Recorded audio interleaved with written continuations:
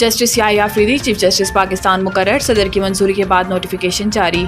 सदर मुमलिकत ने तैनाती आइन के आर्टिकल 175, 3, 170 और 179 के तहत की।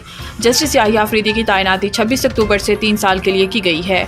सदर मुमलिकत ने जस्टिस याहिया अफरीदी से 26 अक्टूबर को चीफ जस्टिस के ओहदे का हलफ लेने की भी मंजूरी दे दी। गुज़िश्ता रोज़ पार्लिमान की खसूसी कमेटी ने जस्टिस याहिया अफरीदी को अगला चीफ जस्टिस ऑफ पाकिस्तान तैनात करने की सिफारिश की थी। चीफ जस्टिस की तकर्री के हवाले से खसूसी पार्लिमानी कमेटी का दूसरी बार होने वाला इजलास 1.5 घंटे तक जारी रहा, जिसमें तहरीक इंसाफ के अलावा बाकी तमाम अरकान ने शिरकत की। कमेटी के 2/3 अक्सरियत से याहिया अफरीदी को अगला चीफ जस्टिस ऑफ पाकिस्तान तैनात करने की मंजूरी दी और वज़ीर आज़म को याहिया अफरीदी का नाम मंजूरी के लिए अरसाल कर दिया। वाज़ेह है कि तहरीक इंसाफ ने चीफ जस्टिस की तकर्री के मामले का बायकॉट और कमेटी इजलास में शिरकत से इनकार किया था।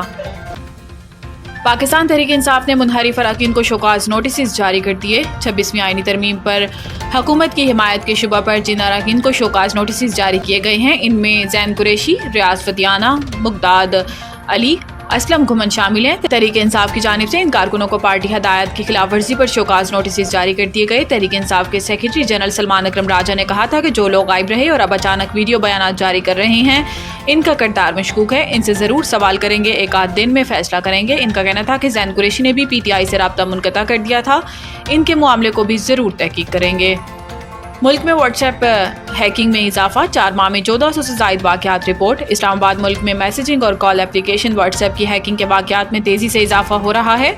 विफाकी तहकीकाती इदारे FIA साइबर क्राइम को 4 माह के दौरान 1426 व्हाट्सएप हैकिंग की शिकायत मौसूल हुई। वज़ारत दाखिला के मुताबिक 1 जुलाई 2024 से अब तक व्हाट्सएप हैकिंग की 1426 शिकायत FIA साइबर क्राइम को मौसूल हुई हैं। वज़ारत दाखिला का बताना है कि FIA साइबर क्राइम विंग ने 549 अकाउंट्स को बहाल कर दिया, जबकि 870 शिकायत पर काम कर रहे हैं। बिजली हो न हो अदायगी करना होगी। नेपरा ने के इलेक्ट्रिक सार्फिन पर बम गिरा दिया। बिजली इस्तेमाल हो न हो कैपेसिटी पेमेंट करना पड़ेगी। नेपरा ने के इलेक्ट्रिक की दरखास्त पर फैसला जारी कर दिया कि इलेक्ट्रिक की जनरेशन टैरिफ डीजल पर 44 रुपये 33 पैसे से 50 रुपये 75 पैसे फी यूनिट तक मंजूरी दे दी गई है। इसके अलावा LNG जनरेशन टैरिफ 20 रुपये 67 पैसे से 41 रुपये 75 पैसे फी यूनिट तक मंजूर किया गया।